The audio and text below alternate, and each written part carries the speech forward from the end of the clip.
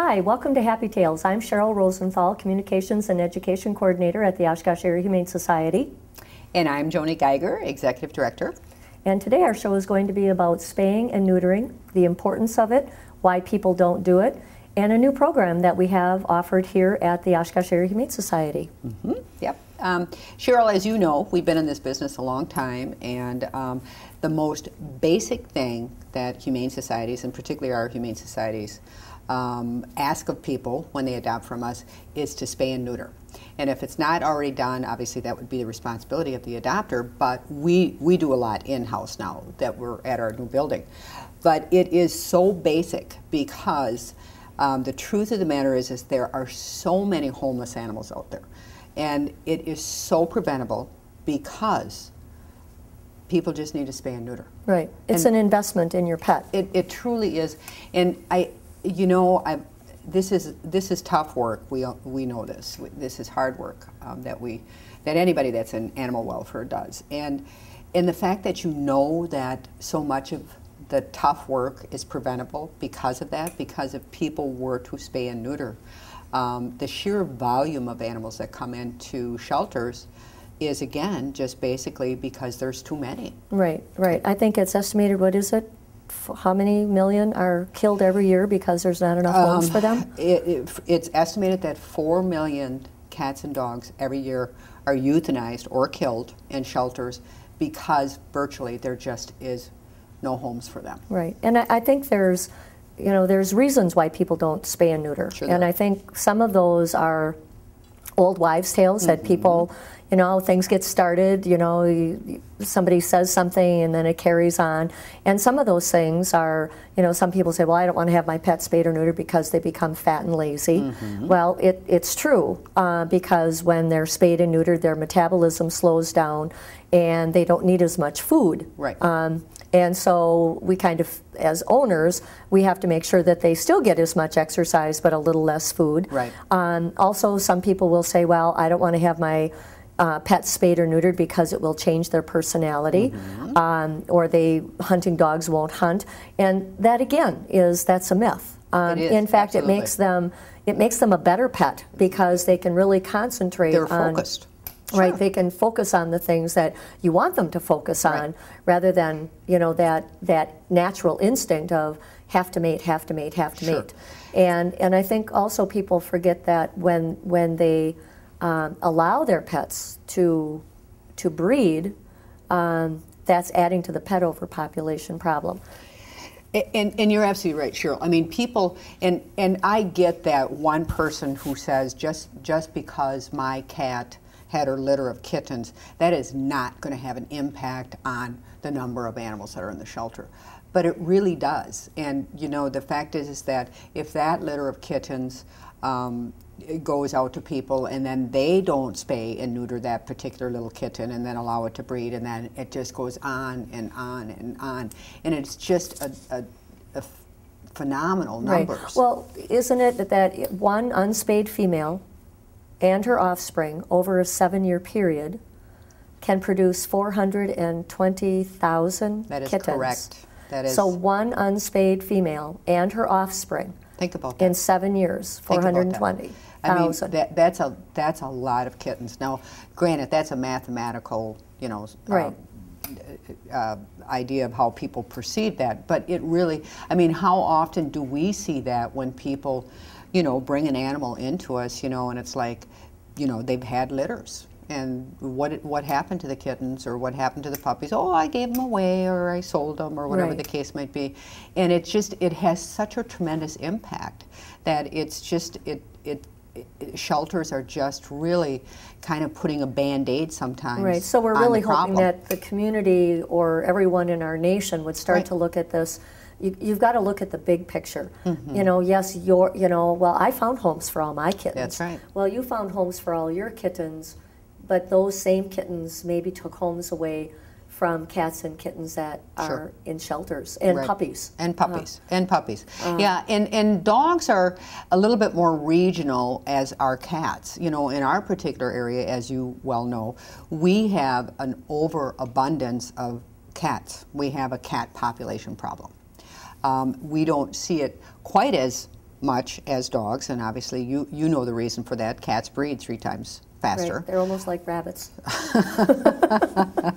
There is a lot of truth to that, but I mean, the truth is that there's just so many more, and our shelter bears that out because we have 4 times as many cats as we do dogs. Right. And sometimes when you have that many cats, people start to devalue them because there's so many, because right. The market, and really a lot of those things bear on that, as far as like, they're a dime a dozen. How often do you hear things like that? Right. Oh, well, this one didn't work out, so we'll get another one. Right. Or Mike, I heard this a couple of years ago. Someone came here to adopt, and they said, well, our cat got out, and it's been gone for 2 weeks, so now we decided, well, we'll just get another one. Right. And Yeah. and here again, I'm glad that they came to the shelter Sure. to adopt. Sure. But here again, it's giving value to those animals. Yeah. So people, bottom line is, we keep talking about spay and neuter. Every year, the Doris Day Foundation has a Spay Day USA that takes place in February. So this isn't just something that affects Oshkosh, Wisconsin. This is still a national problem. And I remember when I first came to work for the shelter, that 4 million was a higher number. It was a high number. And we are gaining. We are getting better. We're having less animals every year euthanized. But getting back to spaying and neutering, helping people understand why it's so important. Again, I don't think a lot of people realize that when you spay and neuter your pet, your pet can live a longer, healthier life. There's it can benefits to it. certain Sure. kinds of cancer. So right there, bottom line for me, that's a true benefit. Right. Having a pet that's easier to train, one that's nicer to be around. Right. But what are some of the reasons, Joni, that you know of? Why don't people spay and neuter? Well, I think even if they have that information, sometimes people just go, no, I'm not doing it. Yeah, I think sometimes, honestly, it's cost. I mean, for a lot of people, it's cost, and and it's all perspective as far as just how people perceive that, or so on and so forth. But it is a surgery. I mean, and there is a cost attached to it, and I recognize that for some people it may not be affordable. But if you look at that cost and you look at that for the life of the animals next 10 or 12 years, it's just such a minimal investment. It truly is. But that probably is the #1 reason. But there are other reasons as well. One of those, the second reason is a lot of people want to breed. They choose to breed their animal. They may think that they have a really, really nice dog or cat, and so they there's a number of reasons. They want the kids to see a live birth, or they want to make a couple of extra bucks, or but breeding is something that people are still doing on a intentional basis, which for people like us is hard. Right. We struggle with that. And then there is some emotional attachment to that as well. Obviously, when animals get altered, you hormonally, you do a surgery and you take the hormones away, and sometimes for the male population, people see that, they personalize that, right, and they're uncomfortable with it. Right, they attach their sexuality Sure. to the sexuality of the animal. Right. Yeah. And not thinking of it as this is an animal instinct. Right. And they don't perceive it the same way that humans Sure. do. And as well as I do, again, being in this business, that the number of unaltered animals, the difference in personalities, because they're so driven hormonally.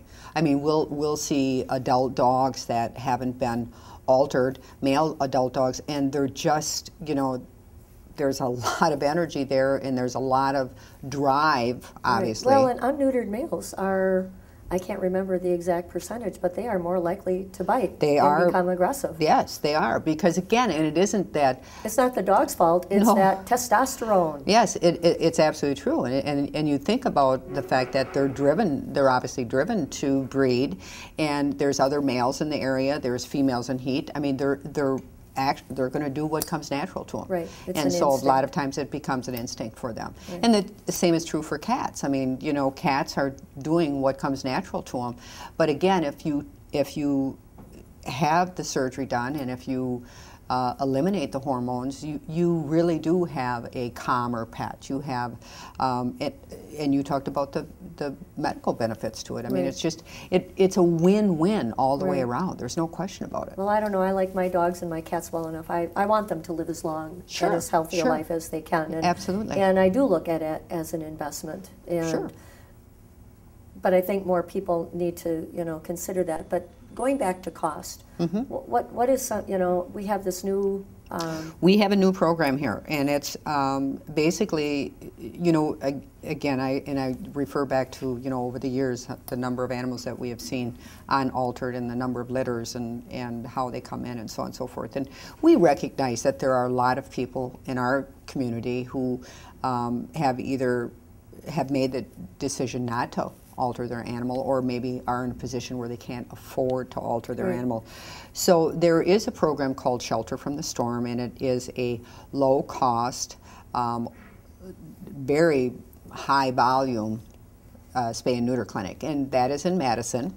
And people can choose to contact them directly, but what we have chosen to do is become a drop-off point for those particular individuals. In other words, we don't do any of the surgery here, but what we do is we're a transport station. In other words, people can bring their animals to us. They have to obviously register and do all the things that we need them to do, but they can bring their cats or dogs to us depending on what they want to have spayed or neutered, and drop them off on one evening. A transport comes and picks them up and then drives them down to the clinic. The very next day is when they have their surgery. They do the dogs in the morning and they do the cats in the afternoon, and then they drive the animals back that same evening, and they bring them back to us. So we're just basically the drop-off and the pickup point. Okay, because there are a lot of people, I choose to believe, that there are a lot of people who want to have their pets spayed or neutered, but cost is a factor. Right. And so by participating in this low-cost spay-neuter program, and I believe they call it Spay Me. Spay Me. It's called, and the procedures are done at Shelter from the Storm. Right. It's called Spay Me. And when you do this service, when you sign up to have your pet, whether it be cat or dog, not only are you getting them spayed and neutered, but you can also have vaccinations. Oh yeah, at no cost. that's included, which is really kind of cool. Everybody gets a rabies vaccination. Everybody gets a distemper shot. Now obviously if your animal already has those, you be that sure would and be tell on the the form person. that you would say that they don't need that. And not to interrupt you, but I think it's very important that we point out that rabies vaccinations are a state law. Right. That isn't For something dogs. For dogs. It's a state law. So this isn't, because occasionally we'll get a call from somebody, well, I want my animal spayed or neutered, but I don't want them to have the rabies vaccination. Right. And that's a state of Wisconsin state law for dogs. That is correct. And so that's why they're including, I believe that's why they're including that. Sure. So to help people conform to that. Sure.